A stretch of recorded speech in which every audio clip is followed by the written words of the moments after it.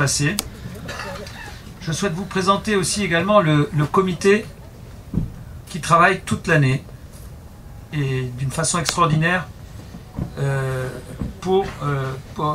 relatif à cette expropriation de Cabanon. Hein, vous avez M. Amali qui est au bout. Vous avez M. Omar Mounsif qui est notre trésorier. M. Salah Msif qui est notre secrétaire général. M. Shraibi qui est notre vice-président.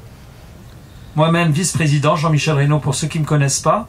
Nous avons la dame qui est à l'entrée qui s'occupe de remplir les feuilles de présence, qui est Samira, qui est également avec nous et qui travaille durant toute l'année.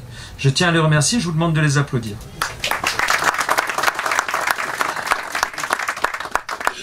Parallèlement, nous vous remercions pour votre présence et nous vous souhaitons à tous la bienvenue. Ce qui fait chaud au cœur, c'est que vous êtes là, donc vous êtes sensibles à ce qui se passe actuellement.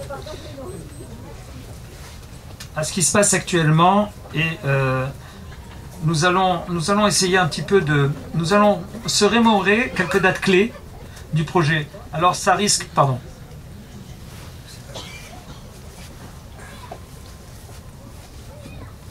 Excusez-moi.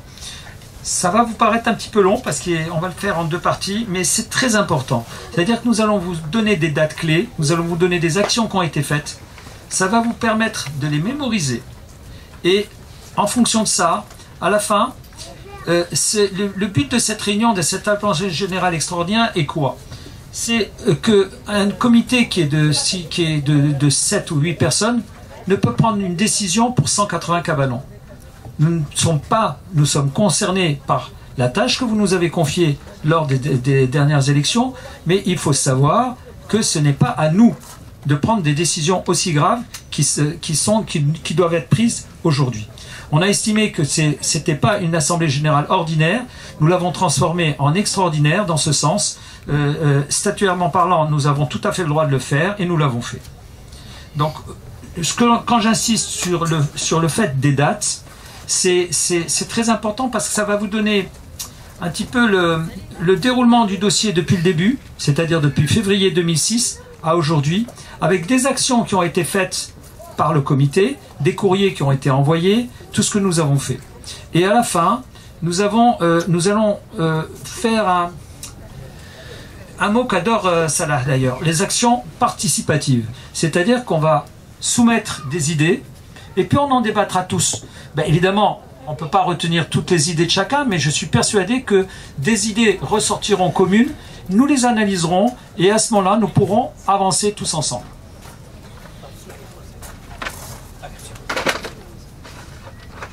Signature du protocole d'accord relatif à la création de la nouvelle ville de Grand Zenata, sous la haute présidence de Sa Majesté, pour la création donc d'une ville nouvelle sur 1830 hectares.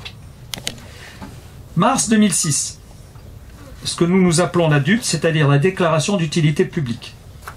Mars 2008, 2 ans après, publication d'un arrêt de cessibilité relatif au foncier.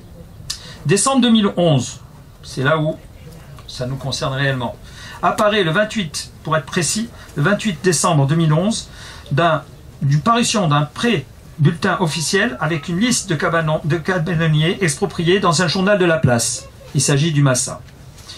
Avril 2013, publication, le 9 mai 2013, la déclaration d'utilité publique est déclarée. Complémentaire et publication d'un arrêté de cessibilité relative à l'expropriation du bâti pour les cabanons du territoire du Grand Zenata. Il s'agit la plage des Zenata, plage Paloma, plage Ouled Mimoun, y compris Paradis de l'Océan qui a été à ce moment-là annexé, et nous avons annexé à Ouled Mimoun. Sur les 1660 hectares constituant la sciente foncière destinée au projet, 1124 hectares ont déjà été expropriés. Aujourd'hui, 55 hectares sont toujours érigés sur 50 hectares d'un terrain domanial et occupent une façade de littoral de 5,35, vous voyez que c'est précis, kilomètres. En septembre 2013, la nouvelle que nous redoutions tous est tombée. Les notifications d'expropriation sont envoyées, les montants d'indemnisation le jeudi, donc ils passent tous les dossiers un par un. Lors de cet entretien, nous avons pu lui faire un historique depuis l'installation de ces plages, c'est-à-dire depuis les années 50, hein, pour certains, sur cette plage jusqu'à ce jour, en insistant sur le fait que certains d'entre nous sont là depuis une cinquantaine d'années, que nous sommes toujours acquittés de nos droits et taxes, qu'on nous a fait payer des droits de dune, que nous payons des impôts, une taxe urbaine, une taxe d'édilité, que nous payons des notes d'électricité, que nous avons que la commune, bon, le fait tant bien que mal, mais nous envoie donc tout ce qui est assainissement, poubelle, etc. Les gens sont obligés, les sociétés affiliées à ce service passent par chez nous. Ça veut dire qu'il y a quand même une certaine reconnaissance de l'État pour notre présence pour cette plage. Eux partent du principe que nous n'avons aucun droit d'être là, que nous sommes sur un terrain maritime. Écoutez bien, maritime. Nous sommes en train de nous juger sur un terrain privé, puisqu'on nous juge sur des fonds, sur le fond. Donc nous sommes sur un terrain maritime. En ce qui concerne nos maisons en dur, la réponse est très claire. Nous avons voulu embellir nos cabanons, c'est notre choix. C'est pas le leur, c'est notre choix, nous cabanonniers, d'avoir voulu embellir nos cabanons. L'État ne nous a pas demandé de le faire. Nous étions censés, selon Endaïr, avoir des cabanons en bois et démontables. Si certains d'entre vous ont lu les journaux et ont suivi ce dossier depuis le début, vous allez vous apercevoir que tous les interviews qui ont été faites par le directeur de la SAS, donc en l'occurrence la CDG, sont toujours principes de ce terme, toujours ce fameux terme de dire vous êtes tenus d'avoir des cabanons en bois et non en dur, que ces cabanons sont démontables et que nous n'avons rien à faire ici, nous n'avons rien à faire sur cette plage. Les juges sont en train d'employer les mêmes termes qu'on sont en train d'employer la SAS, j'insiste là-dessus. Si l'appel ne nous convient pas, la réponse est claire, allez en cassation. Voilà la réponse des juges au niveau de la présidente de la Chambre chargée du dossier d'expropriation. Par la suite, le 18 décembre, donc il n'y a pas longtemps, le 18 décembre, il y a un mois, 2014, nous avons fait parvenir des courriers avec accusé de réception à différents organismes. Au Palais Royal, dont une première lettre avait déjà été envoyée le 28 juin 2014, une au ministère de la Justice, une au ministère de l'Intérieur, une aux droits de l'homme, très important, et on a également envoyé un courrier à l'institution médiateur à Rabat et à Casablanca. Le 30 décembre 2014, le comité était présent à la commune de Ain Arouda avec toutes les associations concernées par l'expropriation, terrain, douar, plage, etc. Ce même jour, nous avons déposé une pétition pour notre réintégration.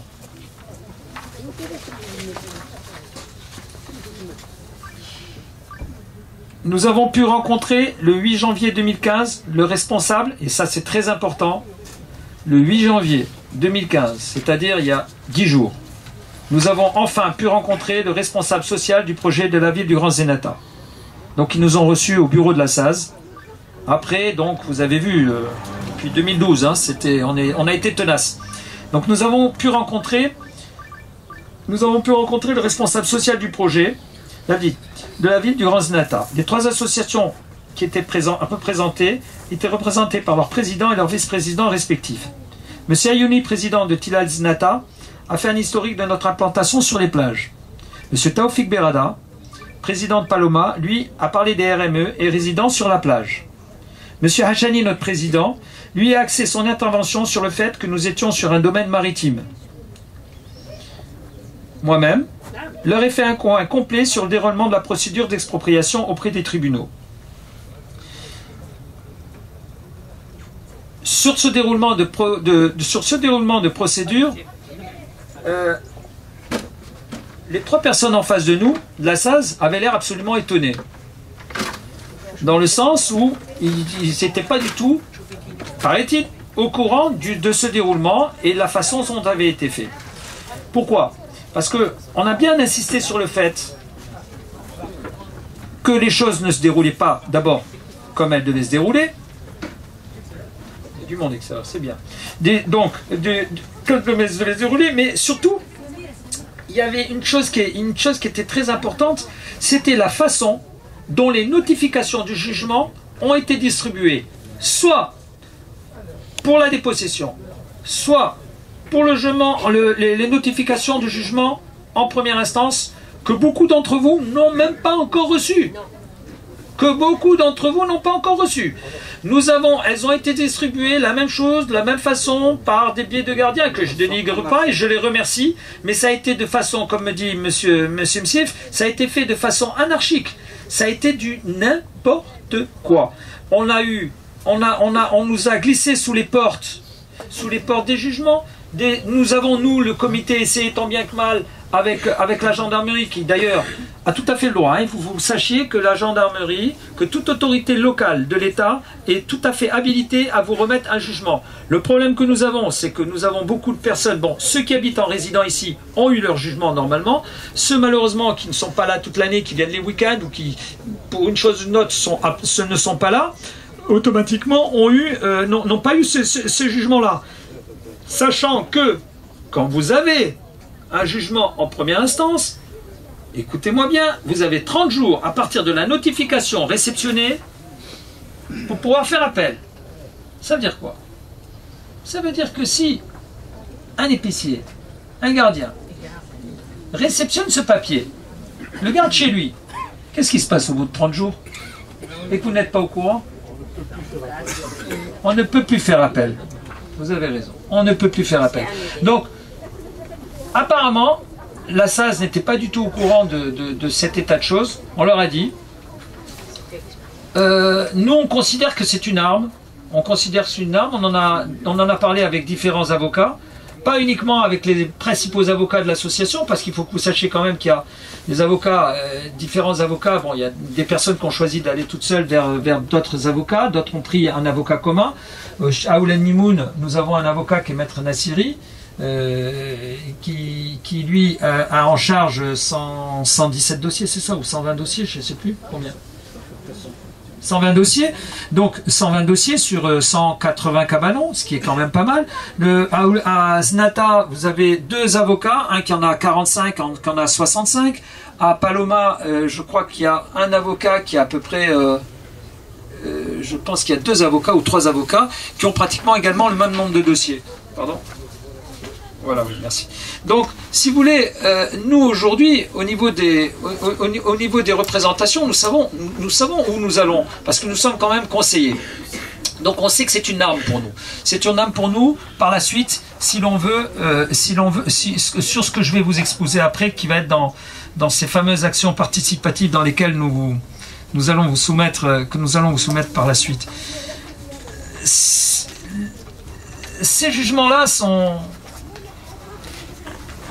bon, c'est pas clair. C'est pas clair. Comment ça se fait que un appel se passe en 3 semaines alors qu'il devrait se passer en 3 mois? Comment ça se fait que... Il y a beaucoup de questions qui se posent et beaucoup de questions qui sont très claires.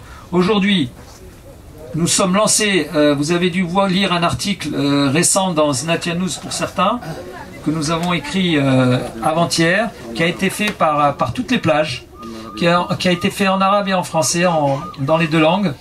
Et on remercie d'ailleurs Zenata News de nous appuyer, d'être même présent aujourd'hui. Donc qui est très clair. Vous allez le voir, qui est très clair. C'est le titre que nous avons mis, c'est un bras de fer. Nous avons un bras de fer non seulement avec les domaines, mais nous avons un bras de fer surtout avec la CDG, avec la CDG par le biais de la SAS. Nous avons dit et nous avons appuyé sur le fait, et c'est très important. Avec la SAS, lors de la réunion de la SAS, une première réunion que j'avais faite moi personnellement en tête-à-tête avec eux, il y a de ça 3 semaines, j'avais insisté sur le fait de la gravité de la situation. De prendre des gens, de vouloir les mettre dehors, c'est facile. Sur papier, on peut régler tous les problèmes. On va dire, bon, allez, on met tout le monde dehors, on fait des notifications, le jugement passe, messieurs, vous êtes censés partir. Il est très clair qu'à un moment donné, nous allons avoir... Je vais appeler des trax qui vont venir pour détruire nos cabanons. J'ai bien expliqué aux gens de la SAS, je leur ai dit, écoutez, c'est très simple. Si on arrive à trouver un arrangement, on peut éviter la casse. Mais vous pensez que les cabanonniers vont se laisser faire, vont se laisser spolier leurs biens, parce que c'est un bien, malgré que vous disiez que nous sommes des squatteurs, entre parenthèses, parce que ça a été dit, ils nous ont traités de squatteurs. Si aujourd'hui, un Strax vient devant un cabanon, vous pensez que son propriétaire va laisser faire? Mais vous allez avoir une révolution. Nous avons insisté sur un fait. Nous avons insisté sur le fait de ce qui s'est passé cet été à l'OCEMA. Pour eux, ça a été une leçon. Ça a coûté la direction générale au prédécesseur du directeur général de la CDG actuelle. Ça leur a coûté de gros soucis. Pourquoi nous avons fait toutes ces lettres? Nous avons fait toutes ces lettres au niveau des différentes autorités pour justement les sensibiliser. Pour les sensibiliser et pour surtout sensibiliser la SAS pour leur montrer que nous n'allions pas lâcher le morceau. Nous avons fait cet écrit hier dans les journaux, au niveau des Intata, il va paraître mardi prochain dans Massa en principe, un autre article va paraître dans Massa, pour justement parler de nous, pour faire parler de nous, pour dire nous n'allons pas lâcher prise. D'accord? Alors,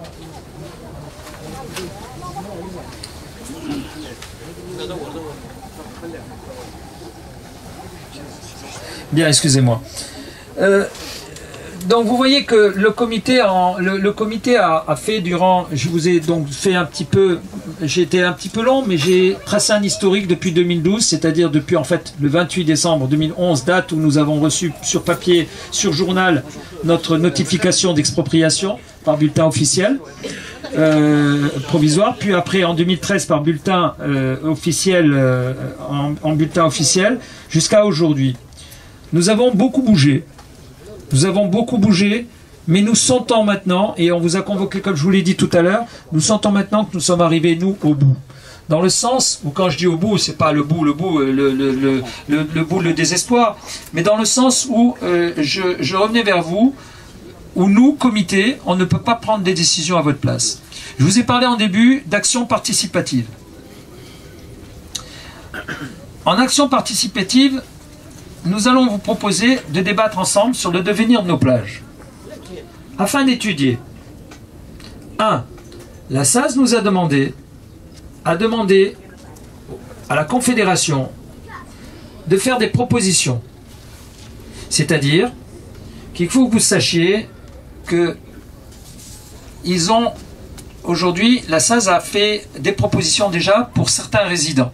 Des résidents, je dirais entre guillemets, sans être péjoratif, sans terme péjoratif, qui sont dans le besoin. C'est-à-dire qu'il y a des gens qui ont, sur les plages, n'ont pas d'autre façon de pouvoir habiter ailleurs que dans les cabanons dans lesquels ils vivent actuellement par un manque souvent de moyens. Donc ceux-là ont eu comme proposition d'avoir un appartement moyennant finance, moyennant renoncement à l'indemnisation, un appartement donc au niveau des logements qui sont prévus à cet effet, où il y a été les gens où ont été logées déjà certaines personnes d'Édouard, ou alors un terrain de 80 mètres carrés situé près de la zone industrielle de la nouvelle ville Zenata qui est déjà construite. C'est ça? Je me trompe ou pas, Hadja? Un terrain de 80 mètres carrés, c'est ça? Un terrain de 80 mètres carrés pour 2 personnes, c'est-à-dire à ce moment-là pour 2 cabanons. Je vais vous donner un chiffre. La SAS nous a confirmé lors de cette réunion du 8 qu'il y avait 86 cabanons qui avaient soumissionné et qui avaient donc soumissionné et qui avaient un droit au relogement. Je dis bien, j'appelle le terme relogement. C'est-à-dire qu'ils avaient le droit ou à choisir entre un appartement ou à choisir entre un lot pour 2 cabanons. Sur les 86 cabanons, le responsable social de la SAS nous aurait confirmé qu'il y en aurait déjà 63, je parle bien des 3 plages, qui auraient déjà donné leur accord. Et qui auraient déjà donné leur accord. Il est très clair que nous avons insisté, nous, sur le fait que ça allait créer un précédent. Parce que donner un accord sur des terrains à 63 personnes, entre guillemets, parce que après par la suite on a su que c'était pas tout à fait vrai, hein, c'est de la réalité des choses était autre, les chiffres n'étaient pas du tout ceux annoncés. Donc si vous voulez, les 63 personnes qui auraient créé un précédent dans le sens où il y a 650 cabanons, il y aurait 63 cabanons, c'est-à-dire on va partir sur une base de 10% de gens qui seraient relogés et les autres pas du tout relogés. Voilà un petit peu la chose. Donc, ils nous proposent donc de leur faire 3 ou 4 propositions. Ils n'ont pas été négatifs, hein, contrairement à ce qu'on pensait au début. On pensait qu'ils étaient fermés, ils n'étaient pas négatifs. Est-ce que c'est pour nous endormir ou est-ce que c'est pour réellement nous écouter parce qu'ils sont sensibles et qu'ils savent qu'on ne va pas se laisser faire, que les menaces que j'avais faites, voilà, parce qu'on ne va pas faire des menaces en direct, que j'avais faites personnellement quand je les ai rencontrés, puis après, quand l'ensemble, où c'est Omar était avec moi à la réunion et peut le confirmer, où on a carrément, bon, on a vraiment insisté sur ce fait-là. Est-ce que c'est pour nous endormir ou est-ce que c'est réellement pour arriver à trouver des solutions? Il n'y a pas eu de promesse faite de leur part. Ils nous ont tout simplement dit, faites-nous 3 ou 4 propositions, hein, et fixons une réunion d'ici 15 jours, 3 semaines, 1 mois, et faites-nous part de vos doléances, et nous donnerons ensuite. Il est certain qu'il n'y aura pas une réunion ni 2, mais qu'il y a un dialogue qui est ouvert. C'est très important, nous avons pu ouvrir un dialogue. Donc, nous vous demandons également d'étudier et de voir avec vous le pourvoi en cassation, suite à ce que je vous ai raconté par rapport à l'appel. Une autre possibilité, la possibilité d'attaquer l'État, les domaines, excusez-moi, c'est les domaines, oui, les domaines, sur le fait que nous sommes sur le domaine maritime. J'explique. Nous avons eu lors de la fameuse réunion, nous avons eu lors d'une fameuse réunion accès, et d'ailleurs vous y avez tous accès, vous pouvez aller à la commune d'Aïn Arouda, vous verrez qu'il y a les plans de la nouvelle ville qui sont affichés. Les plans de la nouvelle ville sont affichés, je les tiens à votre disposition pour ceux qui veulent les voir tout à l'heure. Les plans de la nouvelle ville affichés avec, sur les 3 plages, un terme qui est RC. Le terme RC veut dire réserve côtière. Réserve côtière, c'est-à-dire que nous sommes donc réellement sur un domaine maritime. Or, par un tour de passe-passe de l'État, les domaines ont passé pour un temps le terrain maritime en 2011 en terrain privé de l'État avec un numéro de titre foncier. Pourquoi ? Pour pouvoir avoir la prétention de nous exproprier sur le fond.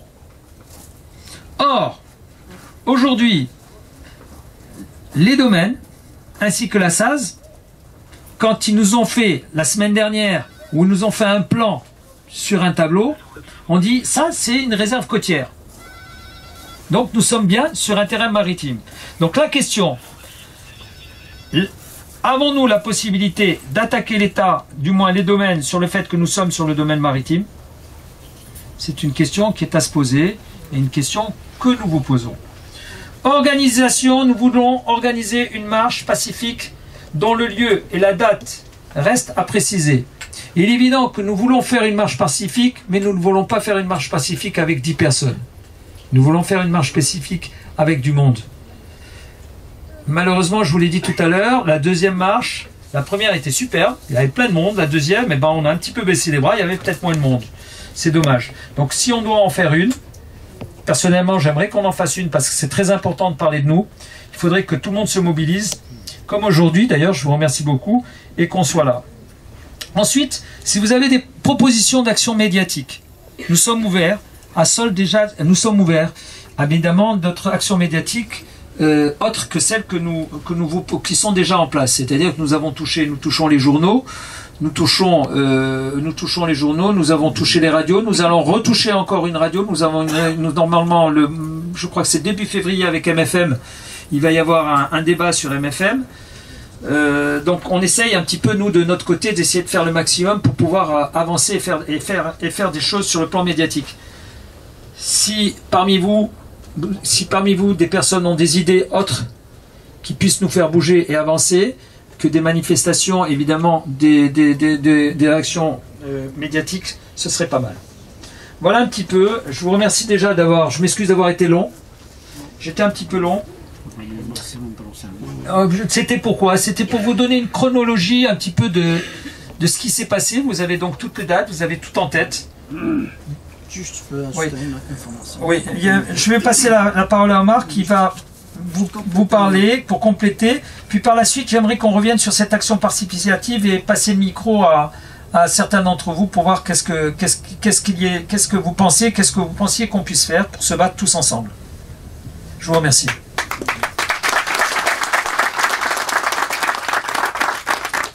Juste un complément d'information suite à ce qui a été dit par notre vice-président Jean-Michel Riblon. La dernière réunion qui a eu lieu en date du 8 janvier 2015 avec les gens de la SAS, effectivement, dans laquelle aussi ils nous ont demandé à ce qu'on leur fasse quelques propositions, 3 ou 4. Sûr. Ça n'a pas été gratuit.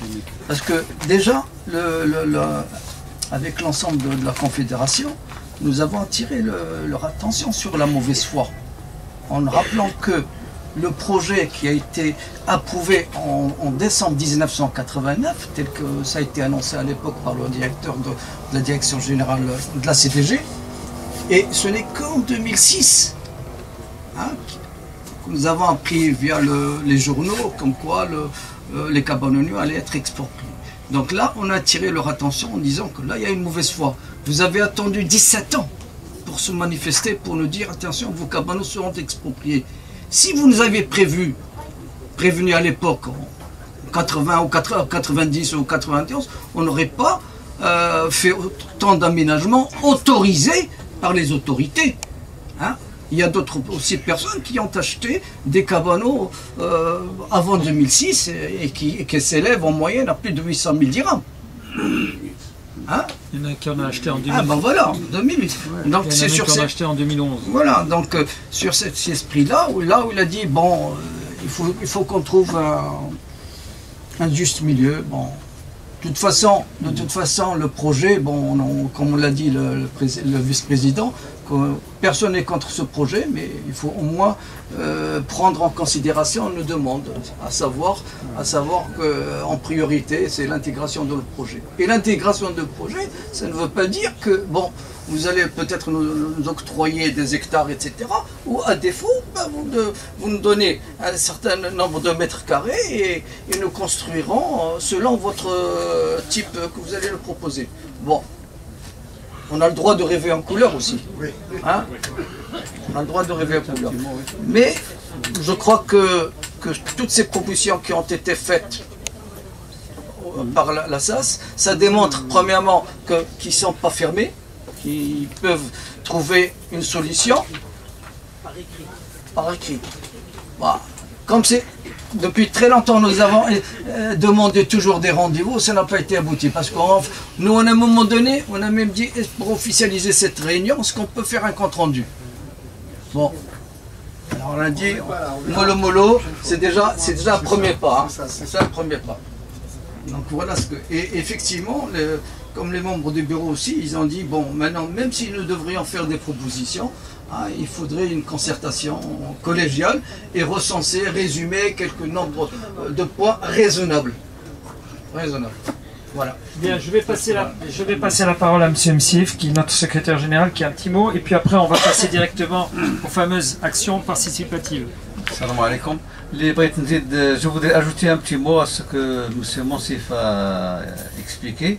C'est que jusqu'en 2011, il y a des cabanons qui ont été vendus à une somme exorbitante. Vraiment, c'est... Et malgré ça, la commune il était au courant comme quoi ces cabanons vont être démolis et ils ont continué à signer les contrats de vente. Alors c'est pas normal. Donc il y a quelque chose, ces gens-là... Ça les intéresse parce qu'ils touchaient des commissions. Ça ne regarde pas qu'ils ne touchent pas du moment où c'est déjà planifié comme quoi ça va être démoli. Donc il fallait au moins c'est tout à fait normal. Mais parce que maintenant nous avons des gens qui vont poursuivre la commune. Pourquoi ils ont accepté de signer le contrat? Normalement ils devaient refuser la signature du contrat. Ça c'est d'un côté. D'un autre côté, c'est que est-ce qu'il y a des gens qui n'ont pas bien compris, parce que M. Michel il a parlé en français, est-ce qu'il y a des gens qui شي بعض الإخوة اللي ما عرفوش شي حاجة حيت M. Michel هضر بالفرنسية كاين شي حاجة ما عرفتوهاش باش نفسروها لكم بالعربية. On est statu quo maintenant. Pardon? En un mot, on est statu quo. Ça veut dire qu'on ne Non, bouge non, pas. non, c'est pas ça. Attendez, il demande tout simplement si quelqu'un... parce que j'ai parlé en français. Parce que M. Jean-Michel a parlé en français, je voulais savoir s'il y a des gens qui n'ont pas Est-ce que compris. tout le monde a bien compris? Est-ce que c'est ممكن clair نعاود pour لكم tout الشيء le monde? بالعربية الحاجة اللي ما Non, c'est bon. فهمتوهاش. Apparemment, c'est bon. Parce que je vois que... Bien, alors on passe, si vous avez des questions à poser. Bien, alors écoutez, pour éviter que ça parte dans tous les sens, parce qu'on est, c'est vrai qu'on est nombreux et vous pouvez pas savoir comme personnellement, je suis content. Parce que au mois de juillet, on a fait une assemblée générale ordinaire, on était 35. Je me trompe? On était 35. Et j'avoue, j'avais écrit un message le soir même, un WhatsApp, ou je sais plus ce que j'avais fait, non, sur Internet, un email, où je marquais ma déception. Aujourd'hui, vous êtes tous là, et je vous remercie déjà une nouvelle fois pour votre présence. Et cela montre que vous êtes au projet. Tout à l'heure, je vous parlais du fameux tour de passe-passe de la... qui a été fait. Le titre foncier sur lequel nous sommes, c'est bien le 10 228C. D'accord? Écoutez bien, les coordonnées rattachées au système ont été faites le 28/11/2011. Les limites de la parcelle objet du procès verbal justificatif de remise aux eaux et forêts ont été faites le 11 mai 2012. Ça veut dire quoi? Ça veut dire que nous étions bien sur un terrain maritime. Nous pouvons dire que Paloma aujourd'hui, que certains cabanons de Oulen Mimoun, que tous les cabanons de Zenata sont, selon la loi maritime, à 6 mètres après la marée la plus haute. La preuve, les murs qui sont détruits, les escaliers qui sont détruits. Il y a certains cabanons qui ne le sont pas, c'est mon cas. Nous sommes en dehors, nous sommes après les 6 mètres, mais à partir du moment où vous avez toute une série de cabanons qui est déjà sur le maritime, ils considèrent que la bande est sur le maritime. Nous avons une bande qui fait 5 km 35, je vous ai dit tout à l'heure, et ces 5 km 35 sont une grande partie sur le domaine maritime. Étaient sur le domaine maritime, puisque nous sommes maintenant sur un titre foncier, nous sommes jugés sur un fonds. Les domaines ont été très malins dans ce sens-là, sachant qu'ils allaient avoir des difficultés à nous sortir des plages. On dit, on va faire une compensation, leur donner un droit de, comment dirais-je, un droit au fond, c'est-à-dire un droit au fond, sur le fond, pour calmer les gens. Mais sachez une chose, nous sommes sur un terrain maritime et nous insistons là-dessus. Quand je vous ai parlé tout à l'heure d'action participative, je vous ai bien dit la possibilité d'attaquer les domaines sur le fait que nous sommes sur le domaine maritime. C'est un choix. C'est un choix que nous ne pouvons pas prendre seuls. Pourquoi? Il va y avoir une bagarre juridique. Je vous explique. Si nous décidons d'attaquer les domaines sur la partie maritime, nous allons attaquer les domaines pas depuis le début. Le dossier va rejoindre la cassation. C'est-à-dire que nous allons porter plainte, nous allons mettre en place, nous avons tout ce qu'il faut pour le faire, c'est là. Nous avons tout ce qu'il faut, tous les justificatifs pour le faire. Nous voudrions, je dis bien pas nous voudrions, puisque ça reste dans le futur, après votre approbation évidemment. Nous voudrions pouvoir le faire, ça ferait quoi? Ça fait que si nous décidons d'aller en cassation, d'une façon ou d'une autre, nous sommes allés en appel, on va aller en cassation. On va aller en cassation. Pourquoi aller en cassation? Par un, vos métrages sont faux. Le prix qui vous a été accordé n'est pas bon. On nous a jugé par rapport à une chose qui est certaine, on nous juge par rapport à une valeur. Nous devons être jugés par une valeur juste, qui est établie. C'est-à-dire qu'aujourd'hui, des valeurs, grosso modo, de cabanons, de murs, même pas de cabanons, de murs, de maisons, sont considérées entre 2000 et 3500 dirhams le mètre. On vous juge aujourd'hui à 600 dirhams le mètre pour certains et à 1000 dirhams de mètre pour d'autres. Aller en cassation, ça vaut peut-être le coup d'y aller. Aller en cassation en mettant au milieu quelque chose qui risque de perturber tout le monde, c'est-à-dire de perturber en faisant et en mettant en place un dossier avec un avocat spécialisé dans le domaine maritime, de pouvoir faire joindre les deux dossiers qui pourraient éventuellement, je ne vais pas vous dire qu'on va arrêter la procédure, je ne vais pas vous dire que vous allez vous rester dans vos cabanons, on ne peut pas vous le promettre, mais je peux vous promettre une chose, ça va arrêter pendant un certain temps les dossiers, qu'on va gagner quelques années et qu'ils vont être obligés de repartir à zéro. Ça, c'est une chose. Nous, on le pense. Nous avons vu des avocats autres que les nôtres, parce qu'il est très clair que les avocats que nous avons tous actuellement sur les 3 plages, vous connaissez le deal. Le deal, c'est quoi? Le deal, c'est on vous donne un jugement, nous avons tous payé, je crois, 4500 dirhams, peut-être d'autres ont payé d'autres sommes, je ne sais pas, je ne peux pas rentrer dans le détail, mais le deal est très simple.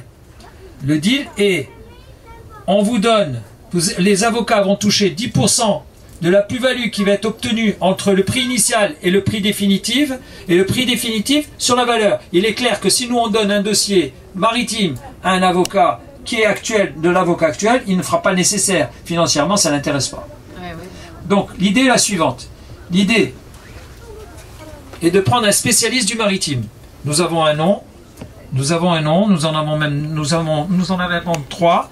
La Confédération soumet la même chose. Paloma va soumettre la même chose. Zenata va soumettre la même chose à leurs adhérents pour déjà voir ce dossier. Ça ne se fera que si les 3 plages sont d'accord. Si vous, en premier, ou l'Enmimoun, vous êtes d'accord, sachez que prendre un avocat pour ça va coûter de l'argent, pas des sommes énormes, mais ça coûtera de l'argent. On vous mettra tous à contribution. Je ne peux pas vous promettre que ça marchera à fond, mais nous pouvons vous promettre que c'est une démarche légale et que nous sommes en droit parce que nous sommes sur un terrain maritime. Ça, c'est pour vous parler du maritime. Concernant les propositions, dans la réunion que nous avons eue le 8 juin, le 8 janvier, ça va sortir, dans la proposition que nous avons fait le 8 janvier, M. Hachani a tout de suite lancé quelque chose auquel nous avons avec Seomar, nous avons arrêté en parlant de dire, bon, écoutez, nous, déjà, la première proposition que l'on veut faire, on est d'accord avec vous. On est conscient. Si vous voulez faire une nouvelle ville, nous, on est avec vous. On veut être intégré au projet. On veut être intégré au projet. On est conscient qu'on ne peut pas rester sur le site. Vu les nouvelles lois qui vont sortir. Il y a une loi, en effet, qui est la loi du maritime. Vous avez dû lire dans les journaux dernièrement, on en parle assez. C'est la nouvelle loi du maritime qui dit que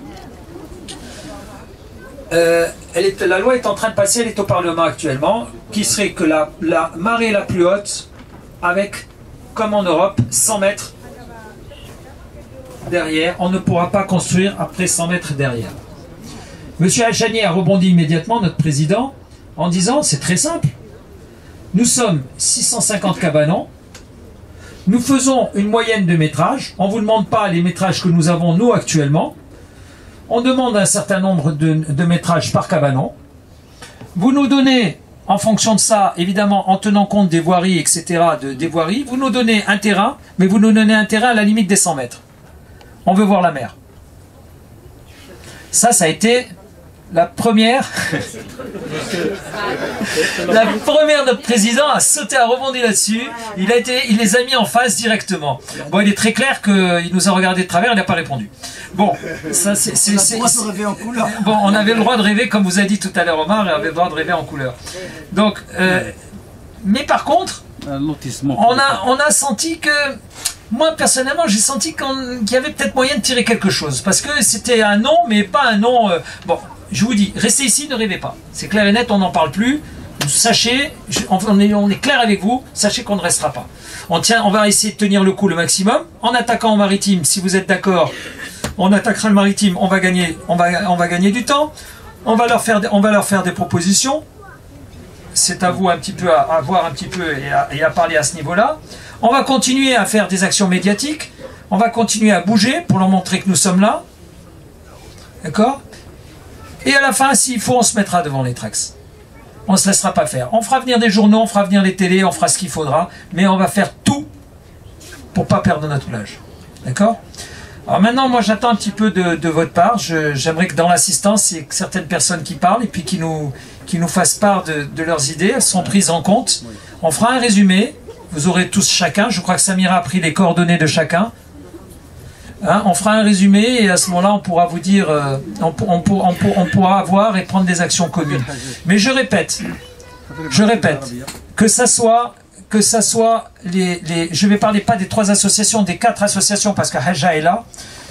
Des 4 associations, il est très clair que nous, aujourd'hui, nous devons prendre des dispositions, que ces dispositions seront prises et que par la suite nous allons les soumettre à la Confédération qui, elle, de son côté fera, et il ressortira quelque chose de global. Donc ce global sera appliqué au pied à la lettre puisque ce sera vos désirs. Je vous remercie. Alors,